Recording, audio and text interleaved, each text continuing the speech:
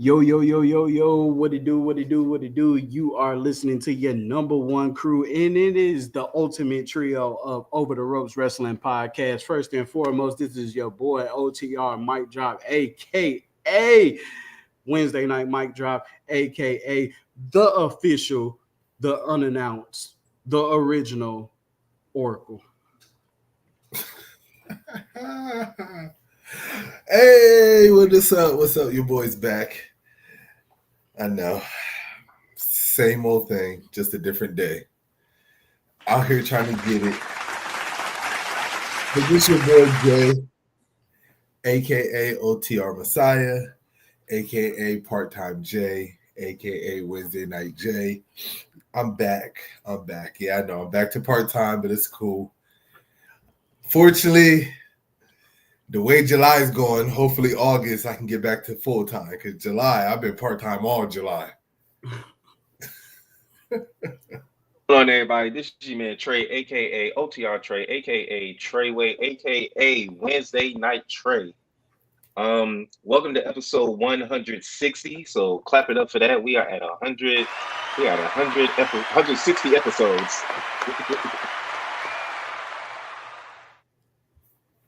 We appreciate everybody that be tuning in on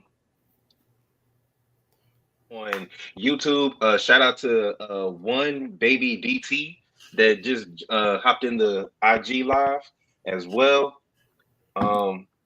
Yeah, man.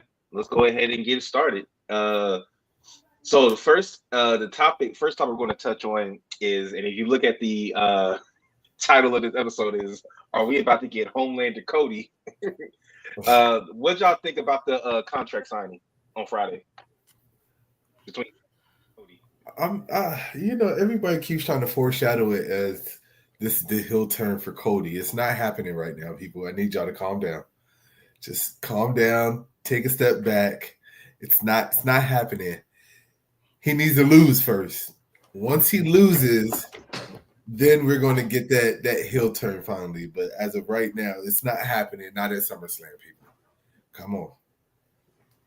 About the actual contract signing itself, with Cena coming out and saying that he wasn't going to be able to be at SummerSlam because he's exhausted mentally and emotionally and shit like that. What do you think? What do you think of that? It's a good heel. It's a good heel move for Cena.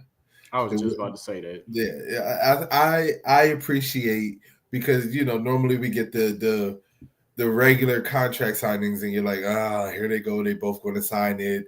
One's going to attack the other. Somebody's going through a table. Yada yada yada. Standard contract signing. But I like the twist that Cena gave to it.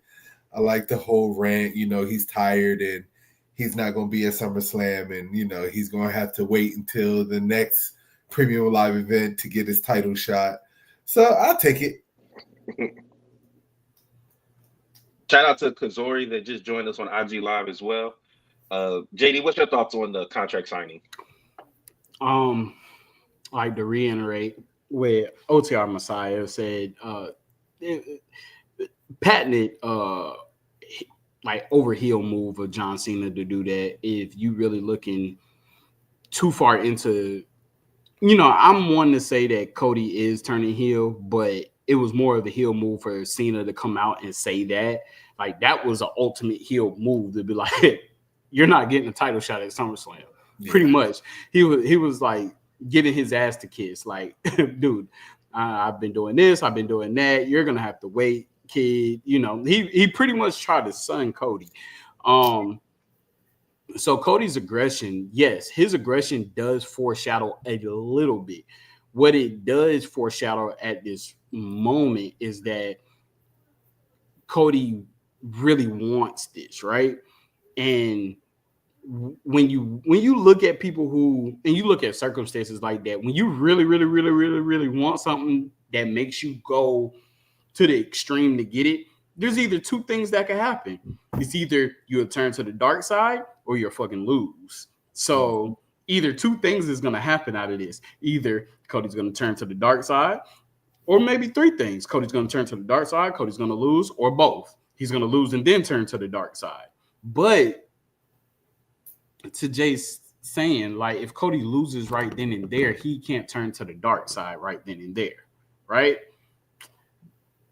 Which leads me to think that it's still going to happen at Saturday Night Main Event.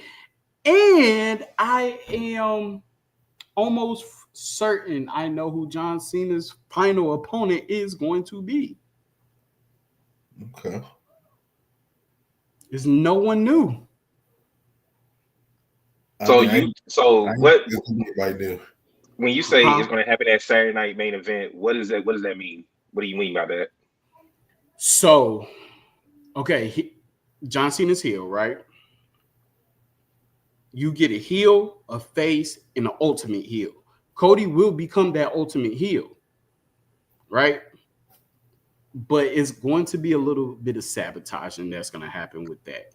And the way that it has to happen, it has to be two big enough figures that is in that match in order for it to happen. It has to be someone from each of their past and someone from each of their present currently. And I have no other thought than to think that it's going to be the Big Uso himself that John Cena will be facing that Saturday Night Main Event for his final match. And the reason why, you think he'll be facing Roman? OTC one? Yes. And the reason why I say this is that somebody posted, and I guys, like, chat, for real, I have to do better on remembering who be posting this shit. I gotta start taking screenshots.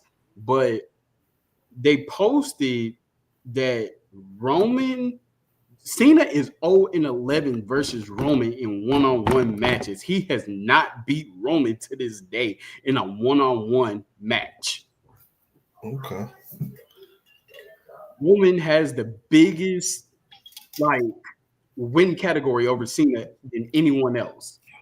So it could either go 0-12 or 1-11. So we're kind of throwing in kind of like something like the Undertaker streak in this kind of predicament. But when I saw that, I was like, damn, that would make a lot of sense for it to be Cena's last matches, pretty much someone who he's never beaten one-on-one. Well, I will say this: the fact that the World Heavyweight Championship just changed hands to Gunther, and then I see Gunther dropping it in a little bit too. So the fact that that title is going to continuously change hands just kind of solidifies it for me that Cena's not dropping the title anytime soon. And I'm still sticking with the fact that Cena is retiring the title and they're going to unveil a new title. I'm still going with that theory. As of right now, there's nothing that can really change my mind about that theory. Other than, well, no, it's still not changing it because, I mean, let's be honest.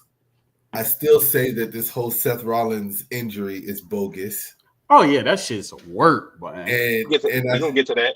We don't get to that. Okay, I'll let you get to that thing because I was about to throw my. Go ahead. Just thinking about it, right? Jump the gun. We still on this. Cody doesn't. See, when people throw new stuff in there, I start coming up with, like, this chemist shit start happening with my brain, right? And I know we keep saying, like, Cody has to turn heel again. He doesn't have to turn heel against Cena. No, he doesn't. One of the biggest fucking faces right now is Roman. Roman has the crowd. Jey Uso has the crowd, but we know that Jey Uso is not going to be in that title picture. But Roman definitely could be in that title picture. Well, has anybody noticed how Roman's just automatically on Raw now? Right. When did that happen? So was Jimmy Uso, apparently. But as far as my thoughts on the contract signing, I liked the little. I've never seen them do the split screen like that. Mm-hmm. Like, that's like the type of shit they used to do with the vignettes for, like, the promos for the matches. Yeah, I like that. With Cody just staring a hole in Cena, like, are you shitting me? Like, and then the fact that Cena came out, he just walked straight to the ring. He's like, yeah, I'm beat up mentally, physically, and I'm shooting a movie and doing all this stuff. I was just like, John Cena, you don't cut the shit, bro.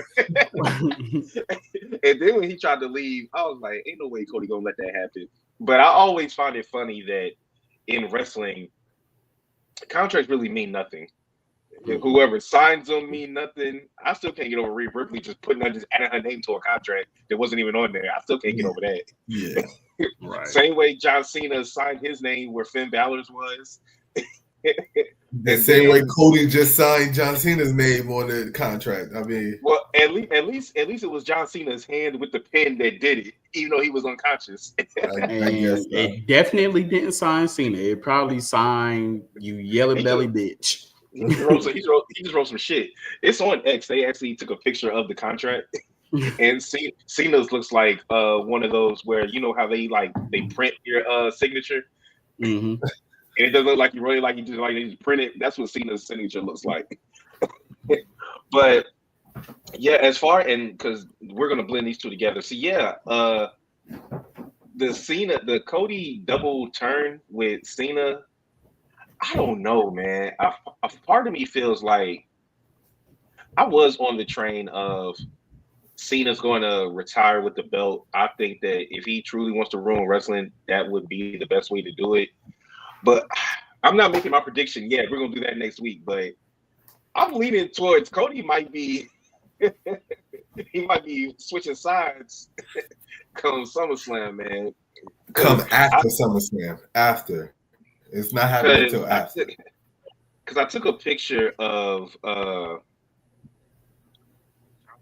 remaining dates. So August 1st, he's gonna be on SmackDown. August 2nd or 3rd, we're probably gonna be August 3rd for the night 2 main event, I'm assuming. Then August 8th, he's gonna be on SmackDown. August 22nd, SmackDown, August 29th, SmackDown, August 31st, Clash in Paris. So that's August. Then he has 2 dates in September, SmackDown September 5th and Raw September 15th, because that's in Springfield, Massachusetts.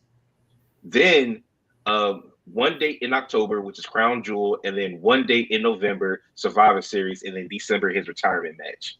So October, November, December, he's only going to be there for the 2 PLEs and Saturday Night Main Event. Wait, they're doing Clash in Paris in August? Is that what you said? I can't hear you. Your audio went out. 30. Hold on. Can you hear me now? Yeah. First. August 31st. I think you need to charge your headsets, homie. I think your headset's going dead. Shows that my mic is working. It's like a delay. Okay, I'm about to say. Okay, it so shows it's working. So August 31st. So they got 2 PLEs in 1 month. Yeah. There's no way that he makes these appearances without the title. Yeah, exactly. There's no way. No way. There's no way. Not on his retirement tour. There's no way. Mm-mm. Only way I see John Cena losing the title anytime soon is if they decide to go in a different direction and turn him face again. That's it. Be a double turn.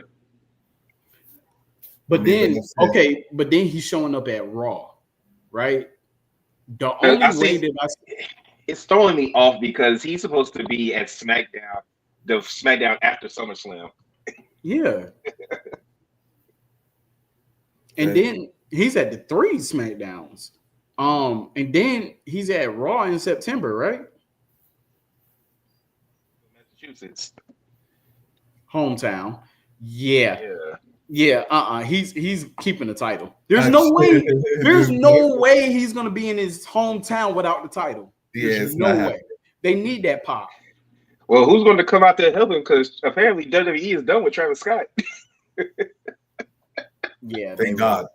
They said that he don't take the shit serious. So they said that he got his hands in too many pots. Yeah, they should. Hey, listen, he better take some tips from Jelly Roll. They should have knew the moment he came out smoking a blunt with Jey Uso during Jey Uso's entrance. No, there's no way.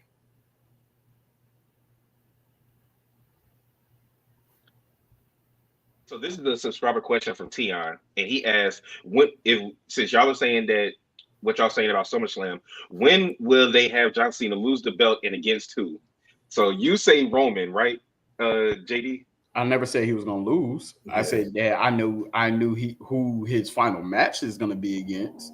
I just And never said he's gonna lose. Jay said he's gonna retire with the belt. Yeah, he is. They're creating a new belt. Yeah, I see a new belt coming, so I think that he's retiring with the belt. He could lose his last match, and then they could still unveil a new belt after that. It won't really work though. Cena's taking that belt home.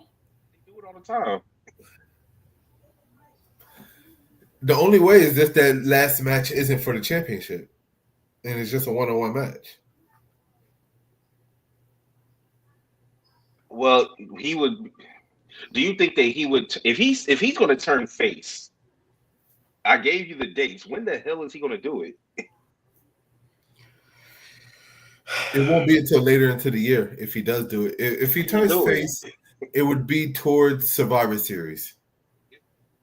Jewel in Australia or Survivor Series, because he's not going to turn face his last match. I think he's got to be face before that. Yeah, it would be Survivor Series. Hear me out. John Cena could turn face his last match, right? It could be on some shit that heel Cody, The Rock, Saturday Night Main Event, they get into this shit, right? All of a sudden, it's not John Cena who they attack. They attack Roman, which is going to set up Roman versus The Rock at WrestleMania, because it's going to happen this year, right? It didn't happen last year. It's going to happen this year. Roman is double duty in WrestleMania this year. He's going to face The Rock. Night 1, night 2? He's going to face The Rock. If he beats The Rock, then he faces Cody, and the winner gets the new title. There is not going to be a WWE champion, a new WWE champion, until WrestleMania. I kind of like that. That title will be vacant. But I'm telling you, vacant.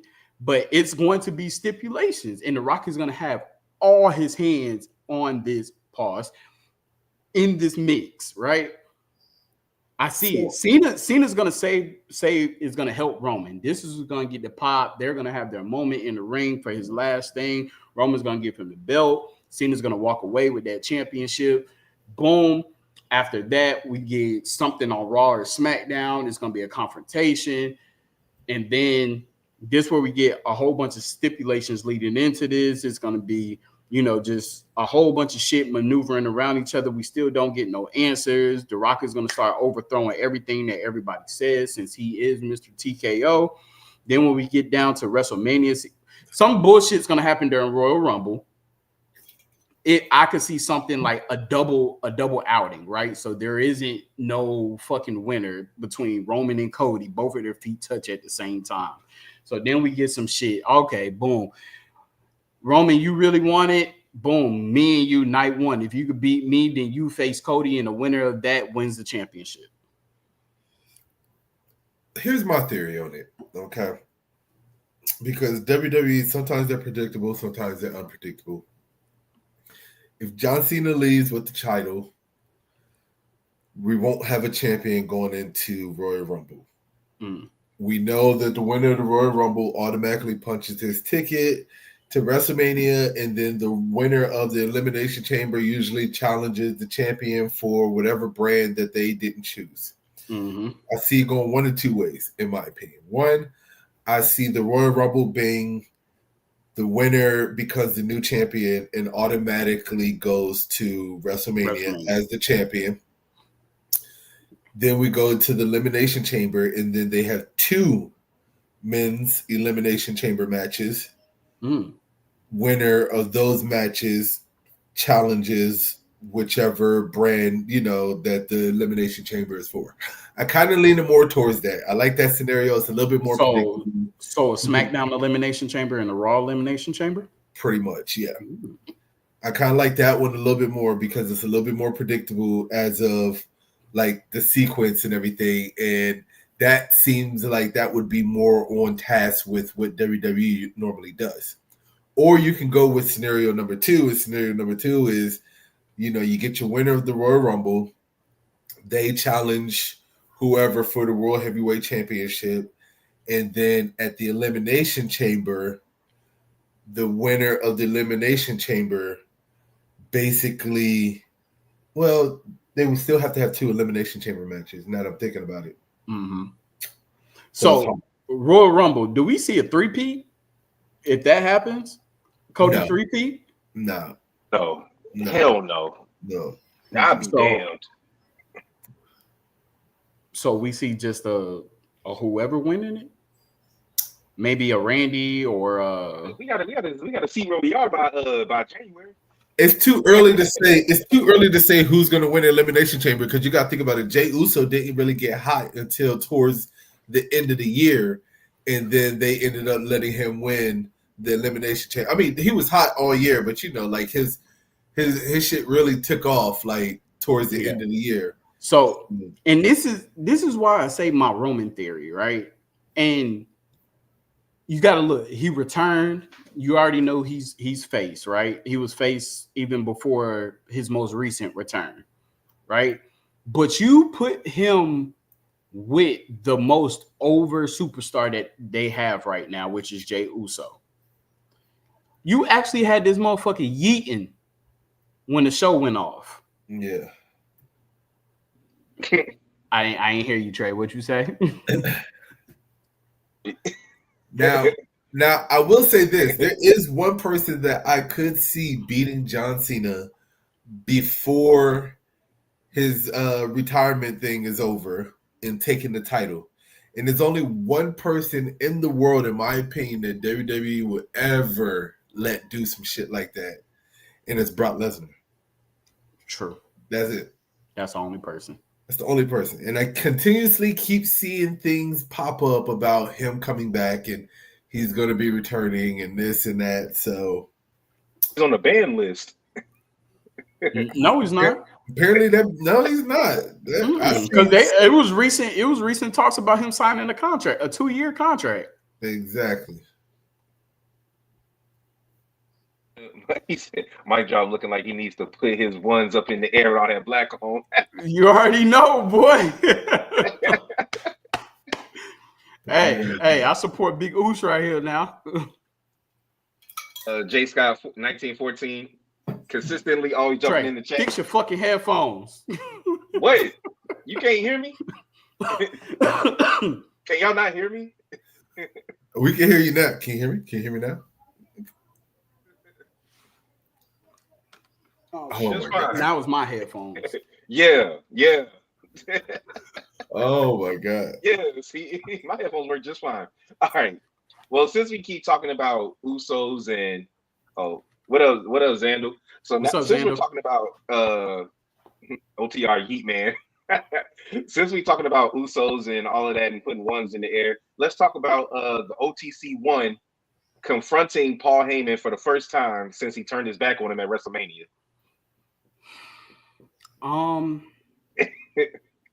Okay. Now I'm a big supporter, right?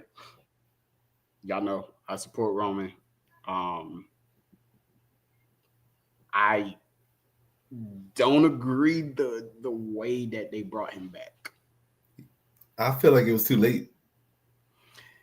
Punk and Jay? No.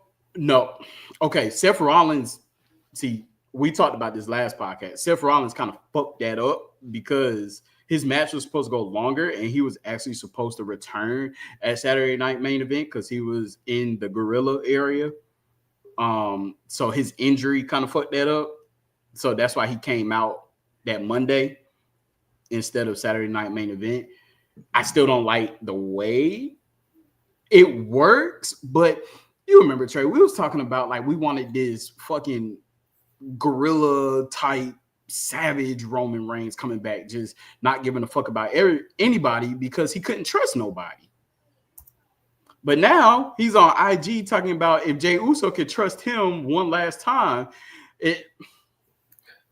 Well, we knew we weren't getting that. We knew we weren't getting that Roman. That time of Roman is gone and done and over with. I know. We getting the crowd favorite, the face Roman. And that's you see Jey Uso respond to him on X. Yeah, it looked like he just smoked the spliff.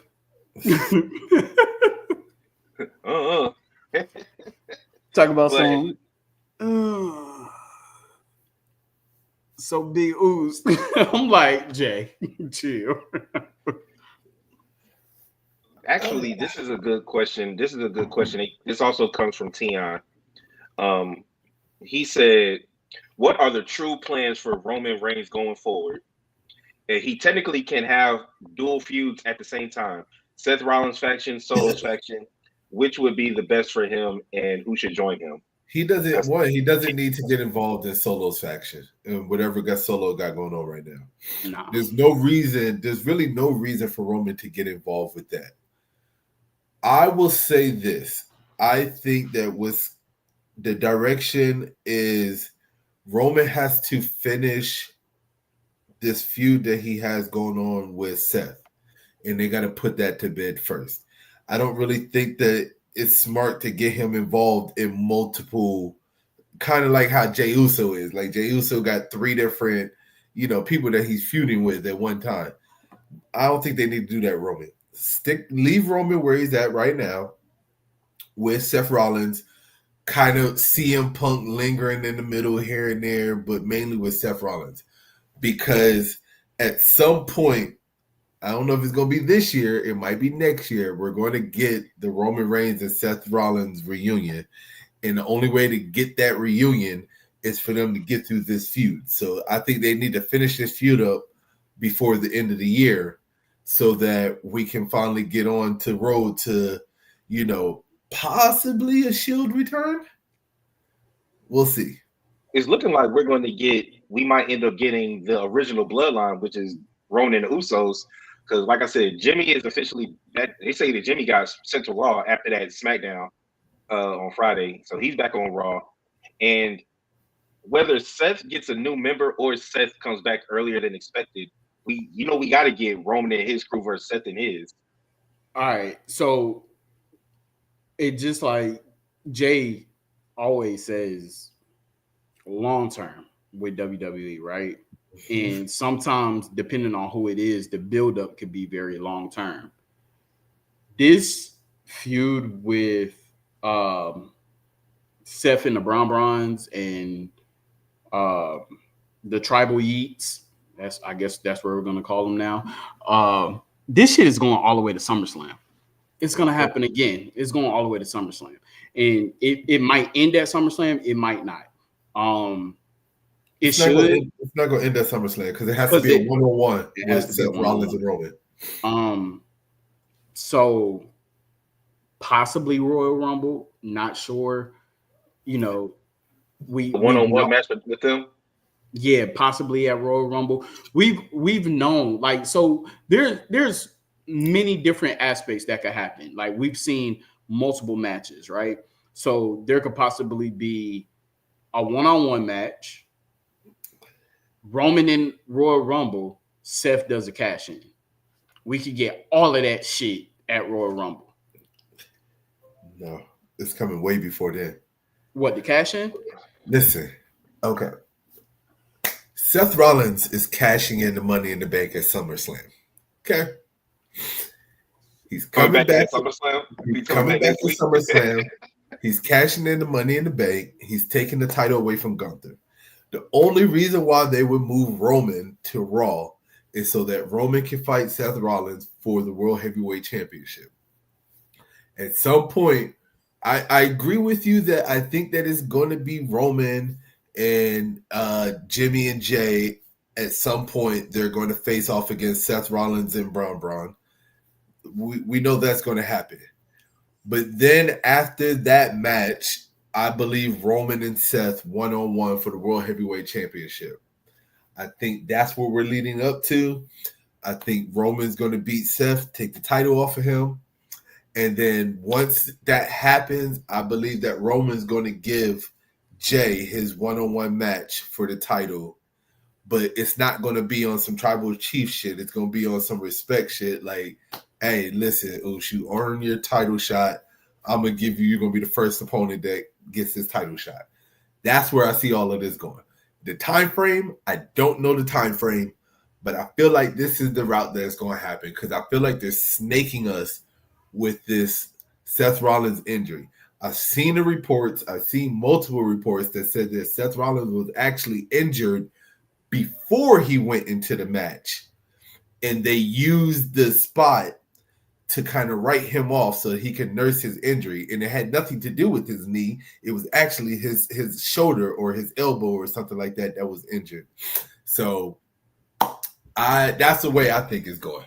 I don't know. And like I told Trey last week, I didn't see a buckle in his knee.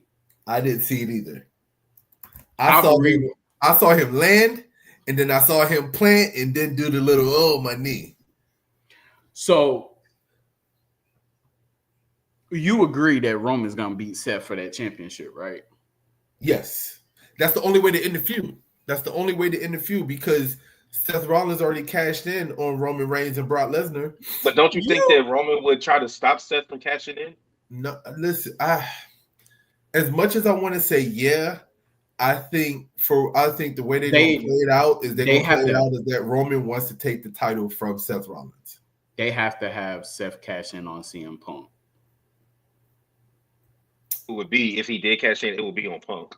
It's going to be on Punk because Punk's beating Gunther. Yeah. So if Roman beats Seth, is there a possibility that could happen at Survivor Series, and then we could get John Cena versus Roman winner take all? Nah, I don't think they're gonna combine the two titles. They don't. I never said that they're gonna combine the two titles. Just a match. They don't need it. Yeah, but they don't need another one. They don't need another person holding both titles. No. They do that at they do that at Crown Jewel, champion versus champion. But this is what I'm saying. If they do winner take all, then you definitely can implement heel Cody into that.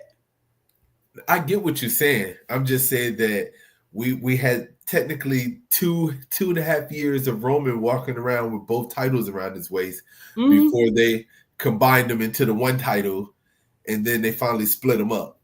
I don't think we need that again, even if it is for a short amount of time. We don't need. Oh no, I don't think it's gonna happen. I was just saying, like, just for the hype, right? And then you still get Cody who stops that shit from happening in a heelish type way or some shit. I don't know. Because I still think it's gonna be Roman versus Cena. And to get back to the suffering succotash, corny ass Roman when he was a face the last time. I just don't want that because you can see that Roman was trying to do it when he called Paul Heyman a dumbass. He said, "You're not a wise man, you a dumbass." Because Paul Heyman tried to get him to come into the group, which would have been hilarious if that's your Shield reunion. He joins with Seth and Braun. Right. But calling him Braun. That's funny though. But they don't have a damn name. They've been together for over a month and they still don't have a name. Nope. So, brought it up. What's your thoughts on Roman yeeting after Raw? It didn't happen. If it didn't happen on TV, it didn't happen. Yeah, he said it was AI.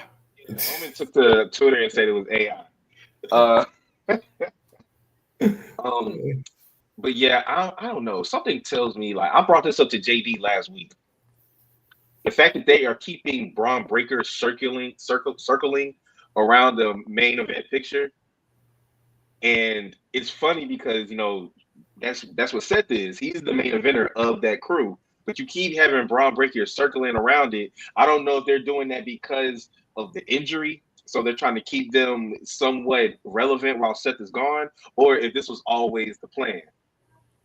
Jay, you feel like you was always the plan. Nah, I feel like they kind of pivoted a little bit because of the circumstances around them. But I think that they're going to use this now as a spot for Braun Breaker to kind of force Rollins out. Yeah. Xander said Braun is the Batista of the group, which it was Randy first, then Batista. So I mean, you got to think about it. What would bring Roman and Seth together to join up, take out Braun? But do we really want to see it in a DX kind of fashion? because that's what happened with DX. No, I don't. Hell no. The thing Like, that gets no, go ahead. yeah, I'm because it sorry. happened. It happened when DX was facing Legacy, right? And it was Triple H was getting his ass whooped by Legacy. Then Shawn Michaels is getting his ass whooped by Legacy. And then they Yeah. both got their ass whooped by Legacy. And they found a common ground that the only way that we could beat Legacy is if we join together, right? So You Yeah. really want that reunion to happen? It's not.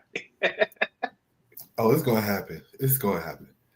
It might not be this year, but it's gonna happen. Hangman, everything's gonna be forgotten.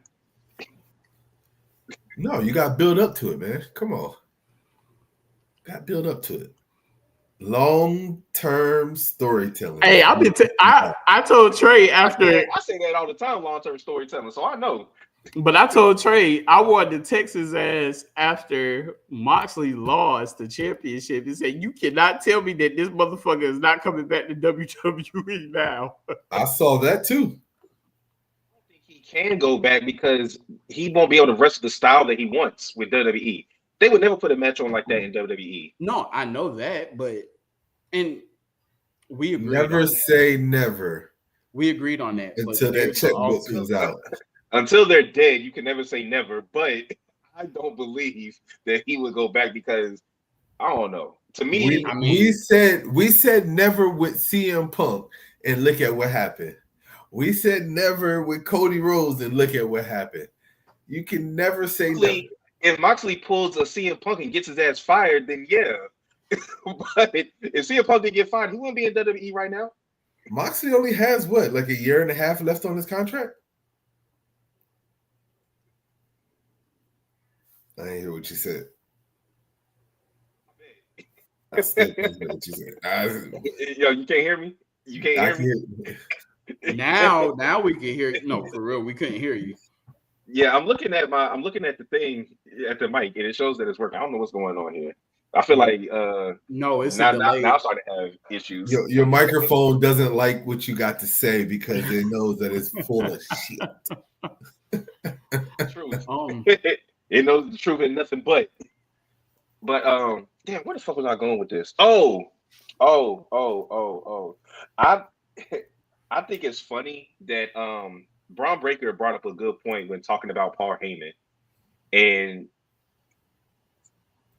Paul Heyman, what Paul Heyman does is he goes to the hottest thing, and then when he feels that they have used up whatever talent he saw in them, that's when he dips.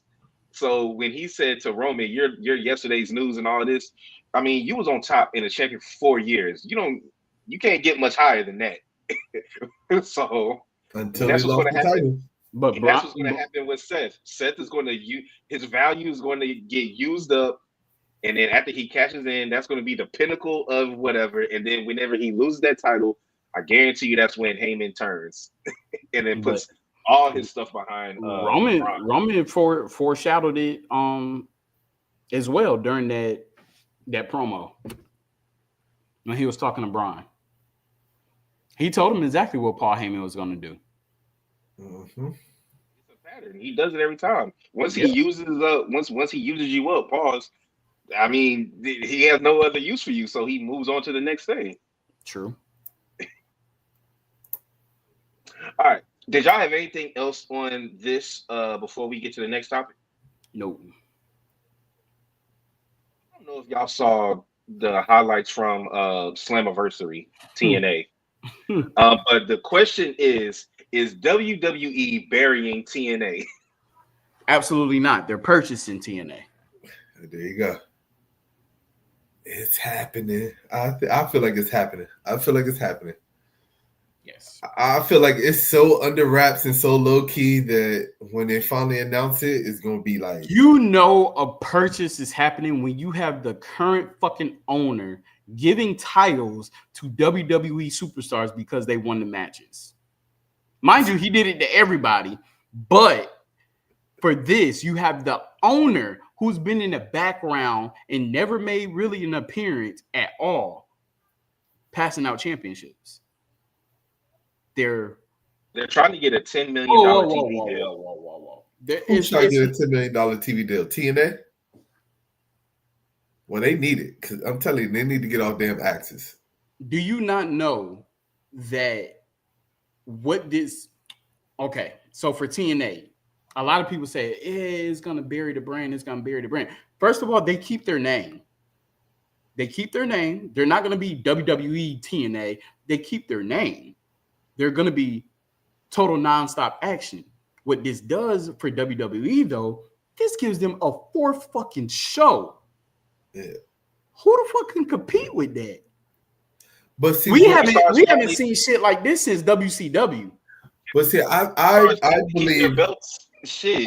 yeah, they're gonna keep. I believe they keep everything. I believe that what they do is they continue to use it how they incorporate it now. This is going to be kind of the second show for NXT. Is what it's going to be. You keep their belts. I mean, can you stop having WWE people winning their belts? And can some of them win WWE's belts? That's what I want to see. It'll happen after the purchase. Yeah. As a double champ. So check this out. You remember when it was you remember the video game WWE versus NWO The World that was on N64? I don't know if it was WWE versus NWO. No, I meant WCW versus NWO The World. All right, yeah. That's what I meant on N64. I kind of feel like that this is the pinnacle of TNA and NXT. I think that a dual brand on two nights. You get what I'm saying? It definitely intertwined, but you get two nights of seeing these people because they're not the Raw and SmackDown superstars. So you get, there we go. Thank you, Xander. WCW versus the world. But you get two nights of seeing these mixtures of superstars competing. So that purchase just gives extra value to put these superstars on another pedestal, right? You had Santino Marella on NXT, and he ain't been on NXT in I don't know how long, but just in a WWE atmosphere. So what it's doing too is bringing a lot of these older WWE superstars back into the WWE realm, but still able to do their own thing on TNA. So I mean, I get what you're saying, Trey, about them not, winning the championships, how WWE is doing that. But I feel like that is all part of the purchase process. Here's another opinion on it. You got to understand one thing, okay? It's either one or two things. Either one, they're getting ready to sell, and TKO Group, WWE, whatever, is about to buy them out. Or two, you got to give the owner of TNA a round of applause because they have just pulled, I believe, one of the best marketing deals, like strategies ever. Because you got to think about it. It is freaking genius that they keep handing their titles over to everybody in WWE. Why? Because of the views. TNA is getting more views now than they've gotten when they had their deal with AEW. Come on, like tenfold. Did you see that was the biggest Slammiversary attendance that's ever? What I'm saying. So it's either one of the two. Like either you say, okay, yeah, they're about to buy him out, or they're freaking genius. Shit. All the views they get, and then if it does help them land a contract to pull them back on network television, I mean, TNA broke the cheat code right there. They got the cheat code. True.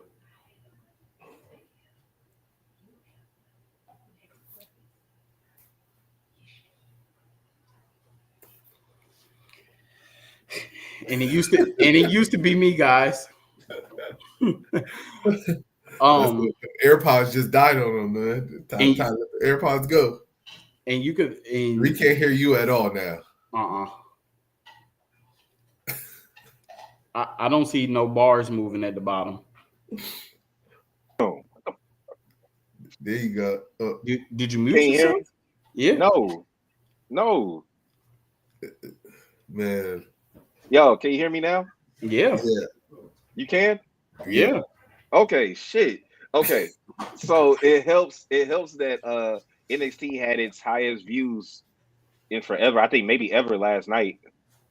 Yeah. Um and you did have your TNA champion Trick Williams confront the Undertaker. Yep. There you go. Uh so I mean, I don't necessarily think that they're burying them, but I do think that it was like, okay, Slammiversary is one of your biggest events of the year, and to have both of your main championships go to the other side is hilarious to me, So, and I don't so, know. so according to TNA, Slammiversary is like their Royal Rumble, and Bound for Glory is their WrestleMania. Yeah. Yep, So, Bound for Glory, that's when we might see the shift again. I'm gonna need Mike Santana to get that title. And I believe that he will. Yeah, I need Santana to get that Bound title. for Glory is the it factor. I mean, we're already getting. I don't think it was on the Can we topic just list, recognize that the resume that this puts for Trick Williams, like bro. the fact that Yeah, like he is on TNA snatching their titles while still a WWE employee. Like, if they don't send Trick Williams up to the main roster in a little bit, I'm starting to get annoyed with it. Like, it's First of starting to all, get there's my there's nerves. nothing else for him. At this point, there's literally nothing else that There's he can do absolutely nothing else for him to do. unless you make him unless you put him in a tag team so he y'all can get need a lot of meat. that. I hope not. I hope Unless you not. put him in a tag team. And this is the thing, man. Like, you got to give them creative. Trick came out with the Booker T attire when he was King Booker on TNA. That was Like, dope. That was dope. that jump, man. Yeah, that SC boy. Like, Trick is definitely Trick is what they really wanted Velveteen Dream to be. Mm, We're not okay. allowed to say that name on the air anymore, man. Come on now. Okay. Okay. Are we? I like Velveteen Dream. Well, I did back then. Yeah, back then. But Trick, that's what we get from Trick. Mhm. Trick proved he could work heel now.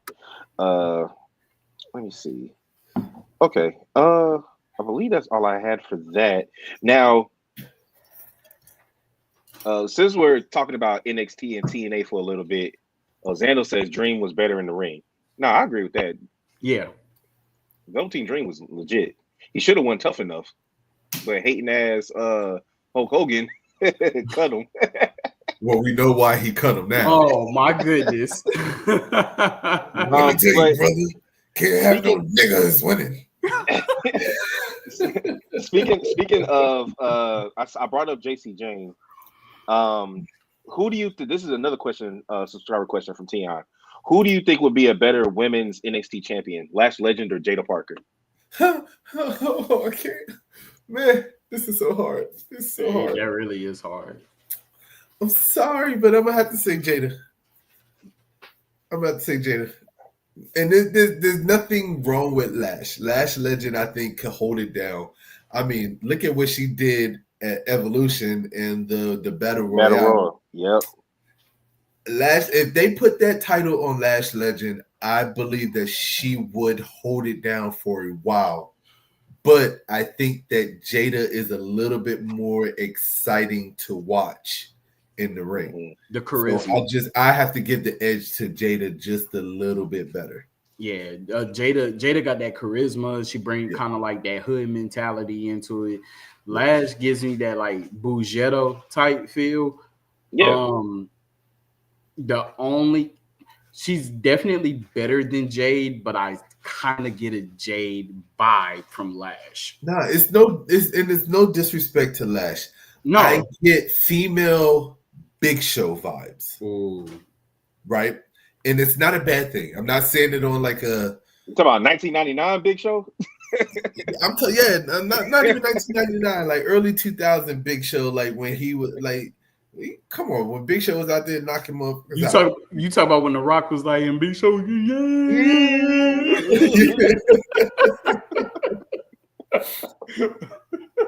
I mean, come on now. Big Show was the shit at one point. This motherfucker had the title on his arm because it couldn't fit around his waist. Like the shit snapped around his arm. Come on, that's prime Big Show right there. True. I just like I said, I stick with what I said. Lash definitely could hold it down. It's just I feel like Jada just edges her out a little bit more when it comes down to in-ring ability and excitement with the matches. That's all. I would probably say Jada Parker probably would be the better champion, only because she's been in the title scene for a while now. But they are clearly strapping a rocket to Lash's back by the way that I'm they here had for her. it. The way first, whenever they're in these battle royals, her and Jada always gets eliminated before her. Lash ended up being the final two in the battle royal. She showed out during the Royal Rumble, and also in the when they were beefing with Naomi and Bianca. When they was beefing with Naomi and Bianca, I couldn't get. I was trying to figure out. I was trying to figure out which one of them was the champ at the time. Actually, it was Jade and Bianca.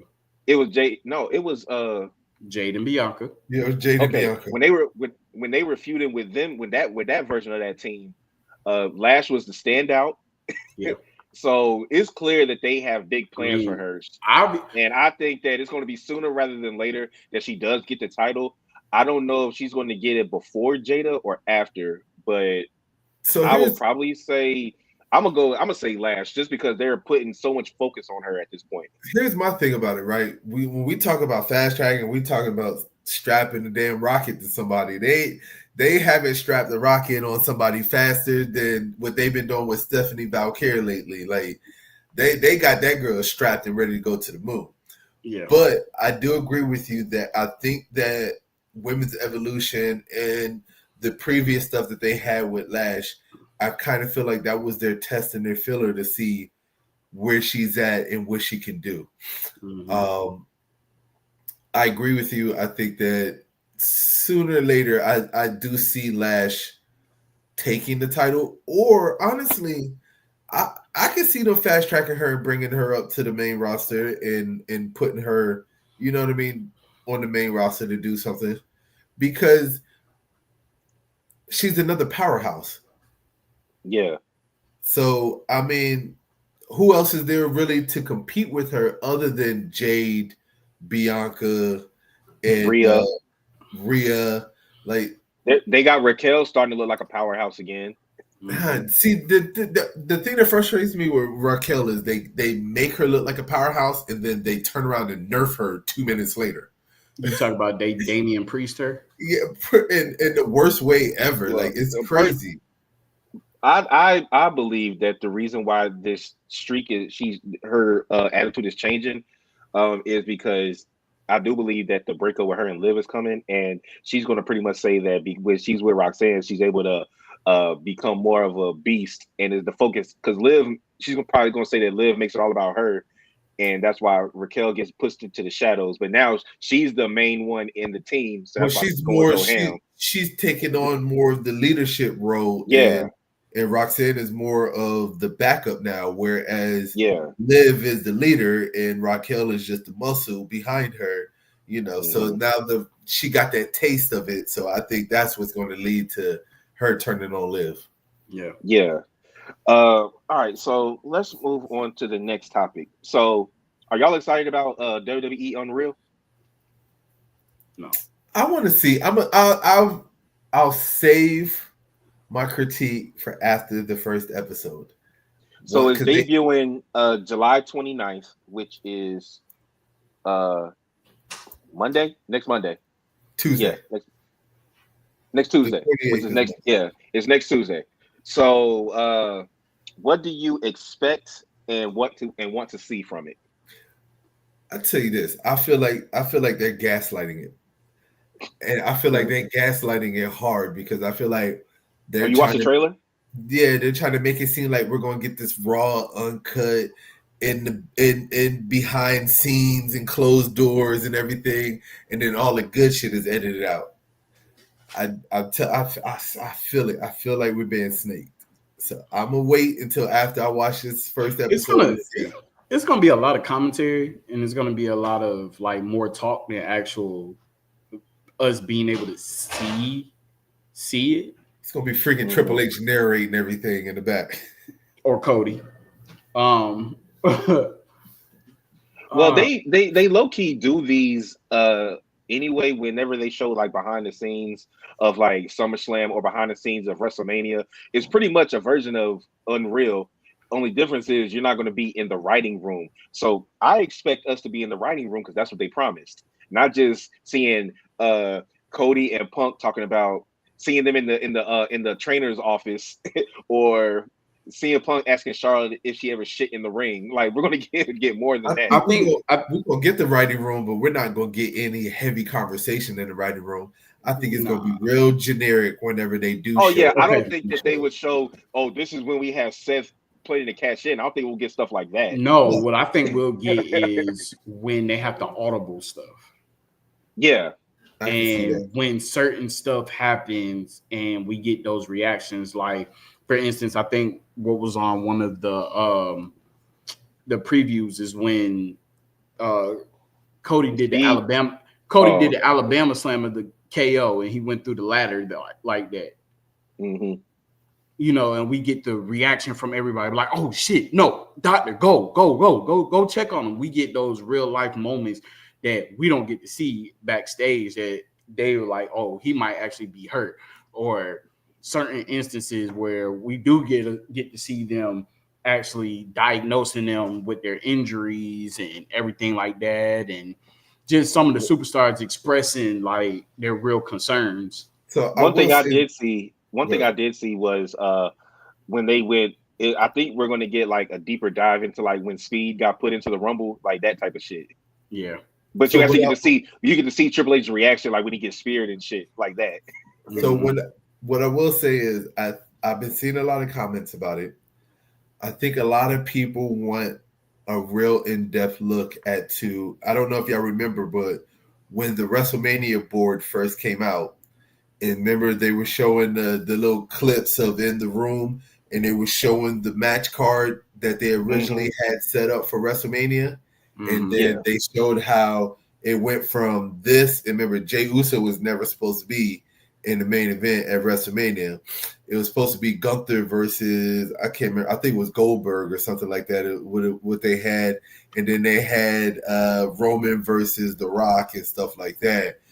And then to what the match card ended up being at WrestleMania, I saw a lot of comments that people want the breakdown of how they got from there to that. Yeah, they want to see. Yeah, I want to see like the dialect between The Rock and Triple H that actually tweaked and changed the narrative of that 2-night because that WrestleMania was completely switched up. Like from what they had, I think there was only 2 matches that they actually kept that was on that board. Yeah. To the time that they, actually got to WrestleMania. So and how we got into the whole tag team match and then the actual, tribal combat match or, bloodline rules. That's what it was. Bloodline rules. Also, match. I would like to see them go a little bit more in depth in how they pick their feuds. Yeah. That's what I kind of want to see too. I don't know if they're really going to get into all of that, but I would love to see like at some type of strategy meeting or just a conversation and, hey, I think we might have you feud with this person. What do you think? Or just I would love to see like how they come up with these ideas of like feuds. Mm-hmm. Shout out to Big Cuz Charlie Ray joining the IG stream. Oh, that's my sister-in-law. Hey, what up, sister-in-law? So it did. I did see also on the trailer that they said, yo, what about we turn Cena heel? Like we're going to get that, like the talks, the early, like the preliminary talks. I want to see that. And also, I guess this question is more like, how do y'all feel about WWE and Triple H like taking the reins, no pun intended, from all the people there saying that, oh, how could y'all like wrestling? It's so scripted, it's so fake, and he's taking you in there to show how they come up with the stuff. Do you like that part, or do you think they should still try to keep it separate and not put everybody in there. No, Like we 'cause don't the you don't get to see your favorite football team drawing up plays and shit. Well, I No, guess you do Hard Knocks. actually, you Hard do. Knocks. Hard Knocks. Actually, I was about to say. Actually, now you have Hard Knocks. You actually have Hard Knocks in season, and then you got 3 different Hard Knocks now. You know what I mean? You got the one Then where you got the they're out- NBA starting 5 and all yeah, that. you got the Hard Knocks. Because they were the one with previously that went down with the Giants. Out when they were out of season, and they were talking about Saquon and how they fumbled the ball with him. Then we got the Hard Knocks, and then we got the in season one that they did. So I mean, we're getting the behind the scenes more in some of these organizations and stuff like that. The people that continuously talk about, I don't know how you watch wrestling, obviously, it's not. The only people I think that really thinks that wrestling is real are kids. And even some of them don't even believe that wrestling is real anymore. It's not about that. It's about the storylines. It's about like the progression in that. It's about, yes, we know that wrestling is scripted. We know that the matches and stuff are scripted. But I don't give a fuck. I'm not getting up on that top rope and doing a fucking moonsault or doing a Uso splash on any. I don't care what anybody say. That ain't happening. Like these people here can't do it anyway. So and I'm glad that you said that, like, because I think it was, what event was we watching? I want to say, what was the past 2 PLEs? It was Saturday, so it was the weekend. This past weekend with Evolution. 2 weekends ago, and me and my wife was having a conversation, and she was asking me about that, and she was like, "So, what part of wrestling is real?" And I was like, "Well, coming from actually being able to be there firsthand, not so far up to where it's kind of like mass, but to be ringside, everything from the neck down is real. All hits from the neck down is real." I said they take off some from the face. They might hit it with a side arm, not really an elbow, but right on the forearm. But everything, I said, them chops, like Saturday Night Main Event when we was watching Goldberg and Gunther, she was like, "So those chops are real?" And I'm like, "Yes, those chops. You see his chest blistering up? Those are real hits." I will say that we sat front row ringside all the way to elevated higher level. I don't care anybody say, until you sit ringside, and you won't get it anymore because the Big Show's not here, but until you sit ringside and you can feel the impact, especially when Big Show was doing it. You can feel the impact of when he hits. You can feel it now when Gunther does it. Bro, oh my we was there when Becky got thrown into the apron. We were right there by Sasha, and to feel that junk jerk back, like, yo, she thumped that junk. Like, you feel every minute. I don't care how much padding you have. Shit, when Bianca be whipping that hair, that shit is real. They really be getting blistered up. Yeah. And cut. Yeah. But I think that's all I have for that. So y'all want to get into some quick hits? You got some? I do. I got a couple. There we go. I got a couple. I really want to get Jay's reaction to this. What's your thoughts about Goldberg complaining about his retirement match and how it ended? Give us the short version.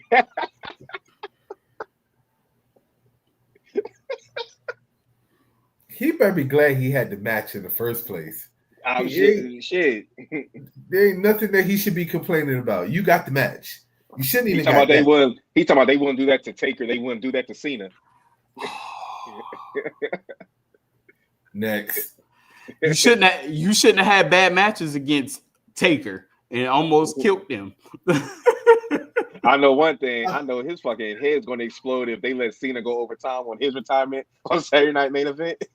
I will say this. It's going to happen. Okay, because I wasn't here last week to give my opinion on that match. And I will say that out of his last couple of matches, this was the better of them. It went 15 minutes. So for it to be his retirement match, I give him a hand clap because I thought it was going to be a freaking disaster. And it turned out to be this much of a disaster. No, You know, listen. hold on, but do you know how? You know why he's really, really pissed off? Why? Because they sent Cody's ass out there to babysit, like to pacify his ass. He was pissed off already. And then you send Cody out there to like talk him up. He didn't want to hear none of that shit. It was so funny though when I was watching it because when he grabbed that microphone and he started talking, and then the WWE logo came up real fast, I said, "Oh shit! What the hell just happened?" Like, did the signal go out? And then you see on YouTube and you see on TikTok and you see everywhere else, they start posting his speech up on there. I said, "Damn, they did him dirty." Yeah. I ain't gonna lie, they did him dirty though. They did him dirty. They could have told him, "Hey, player, we out of time. We gotta go."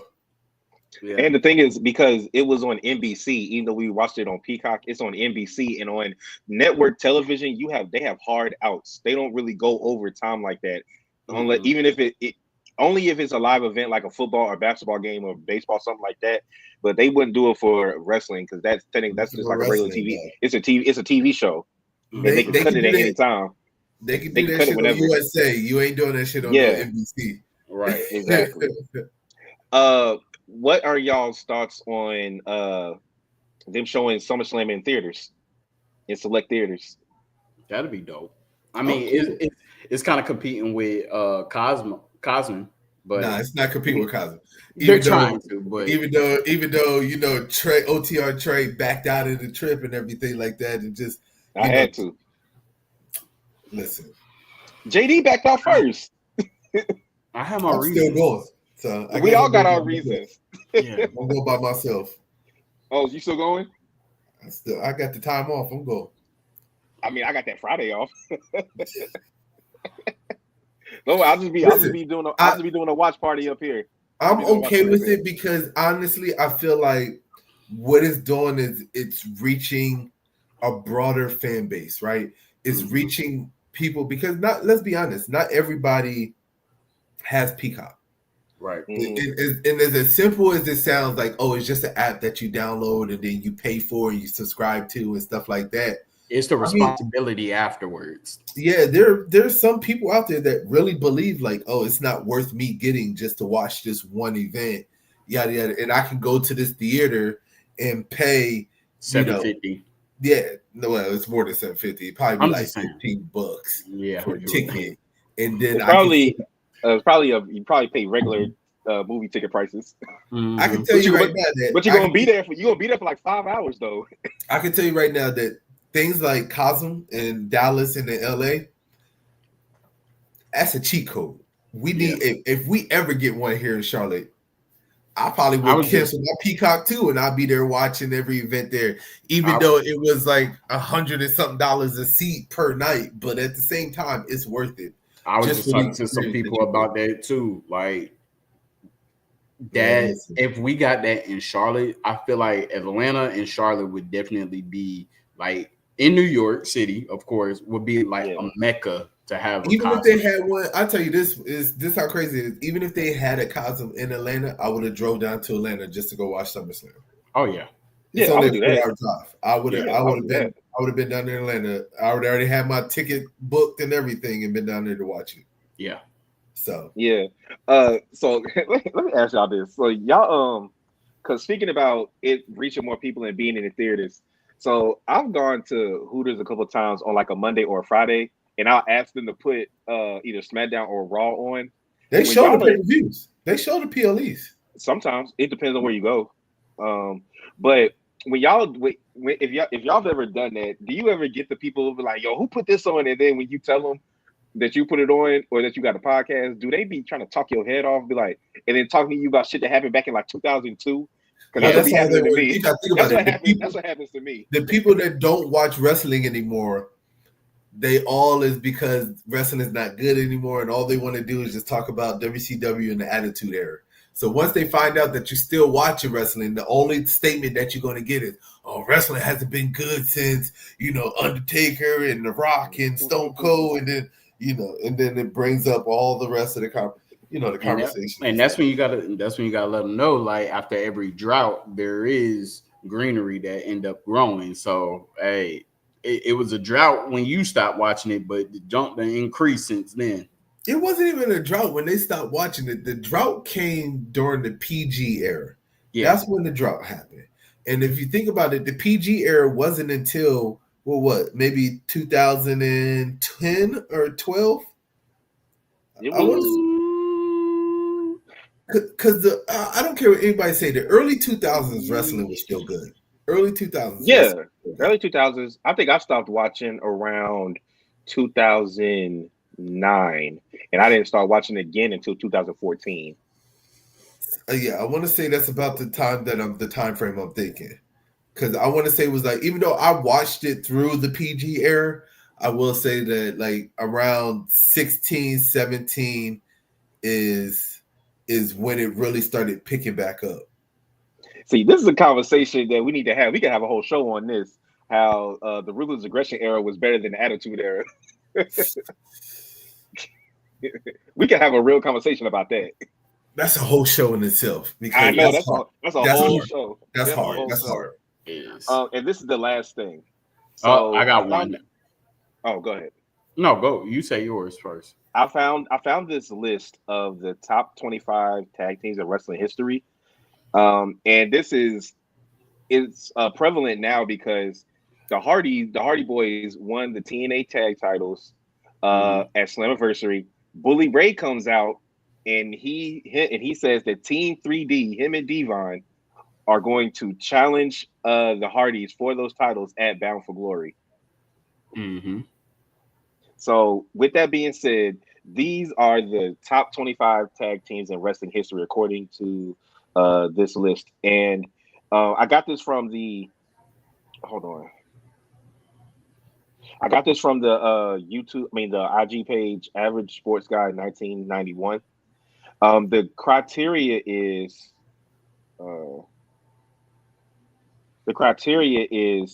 elevating the tag team division, memorable matches, longevity of being a tag team, and memorable moments. So I could run through them real quick. And because we're only going to talk about probably like 3 of these.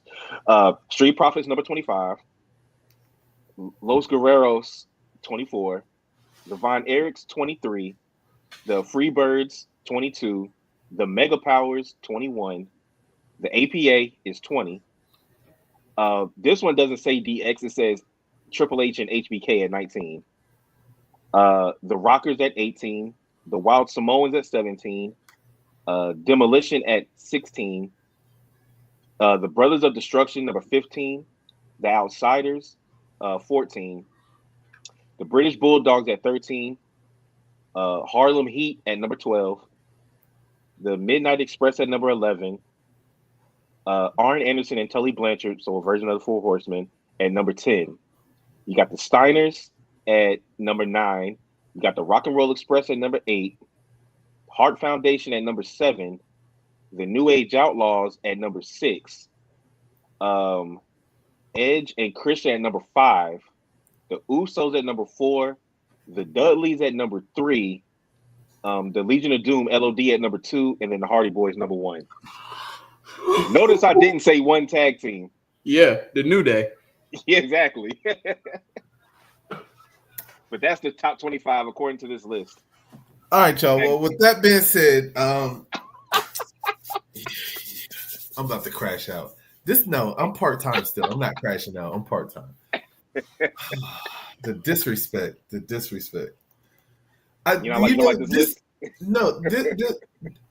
I agree with some of it. I don't agree with all of it.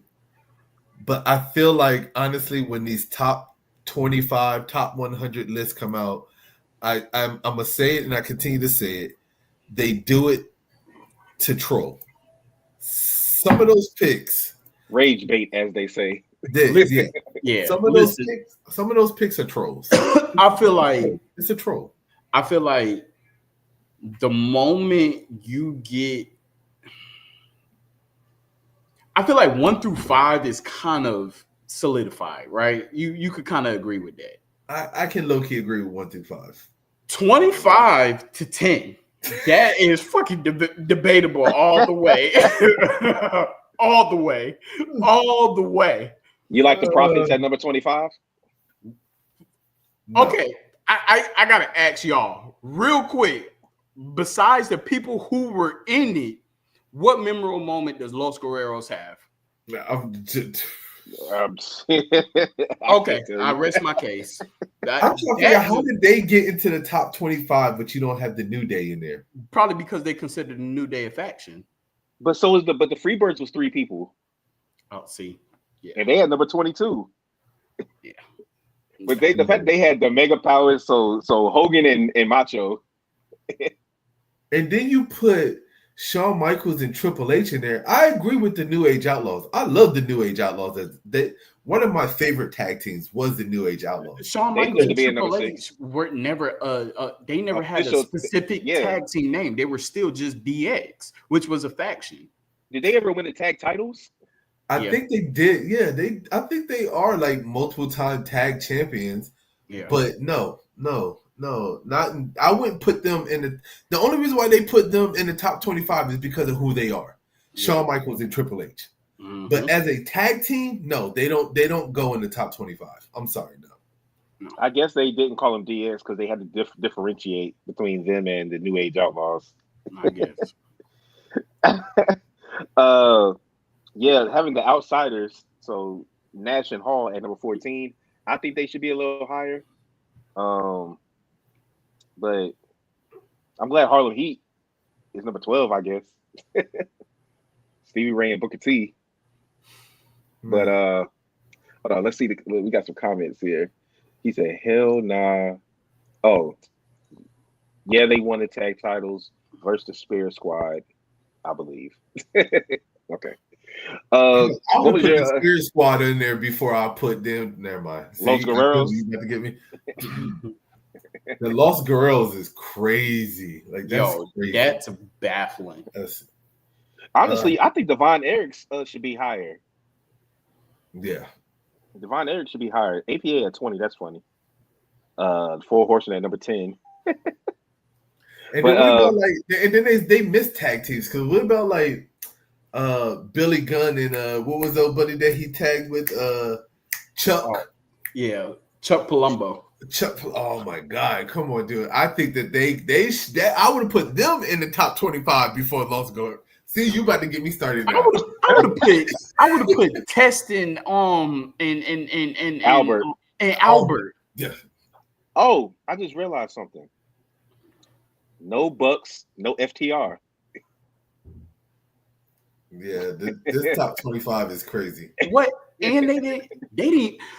You mean to tell me you put Los Guerreros in there over doggone the Lucha Bros? Yeah. Come on, man. Come on now. They do this on purpose. Yeah, they spot some of them accurately. Bro. Then they randomly throw some here and there where it makes you go, you know what? I'm gonna need them. I'm gonna need them to do this. Start doing these lists by decades.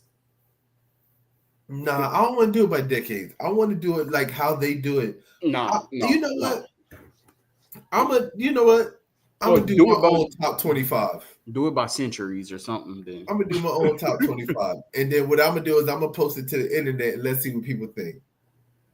Yeah, I guess if you go by shout out to Nice Nasty 713 joining the IG chat. Oh no, that's a roll call meeting. Time to get off.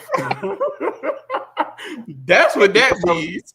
From these 4 categories, which do you think holds the most weight? Elevating the tag division, memorable matches, longevity of being a tag team, or memorable moments? Which do you think holds the most weight? Probably longevity. Longevity. Well, in that case, the New Day definitely got to be up here. They should, but New Day checks all these boxes. Exactly. That's all. That's disrespectful. I'm sorry, that's disrespectful. To not even have them, even if honestly the New Day should be in the top 10, but to not even have them in the top 25 is disrespectful as hell. Watch them be like number 26. They probably will be number 26. They probably are number 26. That's crazy. Yeah. You got a quick hit, JD, before we get out of here. Yeah. SK Wrestling made a post. Chat GPTs. They ran a Chat GPT of WWE Women's Mount Rushmore. Mm. And Chat GPT's women WWE Women's Mount Rushmore includes Trish Stratus, Okay. Lita, Okay. Charlotte Flair, and Becky Lynch. I'm not mad at the Charlotte pick. uh, I'm not mad at Trish. Lita and Becky. I mean, Becky does have the accolades to be up there. She's got matches. She got classic matches.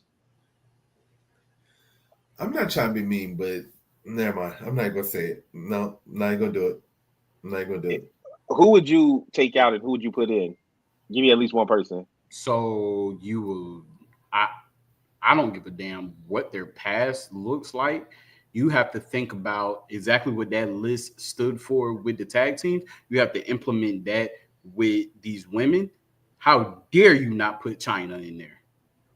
Yeah. I'm sorry, but listen, Yeah. damn all that. There's only one person in my opinion that should be number one, okay?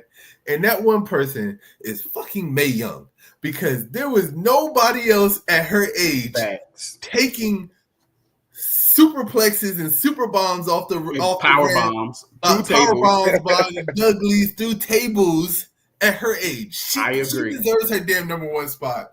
Give agree. that woman her flowers, man. She is the George Washington. She is the George Washington of Mount Rushmore. She got her own separate. Nah, hell no. Mae Young is number one. He's just Sherry. Give me Sherry. All right. On that note, let's go. All right, we out of here. All right. Sign us out. Guys.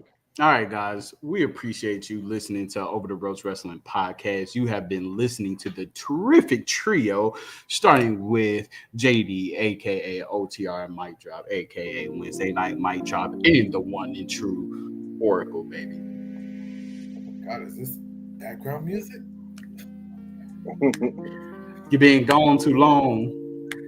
Yeah, man. Gone too long. Yeah, right.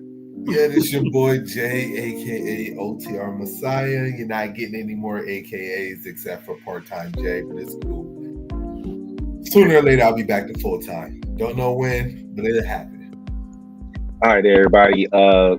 Once again, this is your boy Trey, aka Treyway, aka OTR Trey, aka Wednesday Night Trey. This has been episode 160.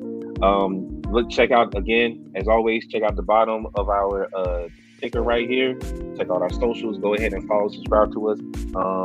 Try to get the Spotify episode up the next day. Also, Jay, but I'll ask you off camera. SummerSlam prediction episode next week, everybody. So be sure to tune in. Episode 161, SummerSlam predictions. And I will be doing a watch party Saturday and Sunday.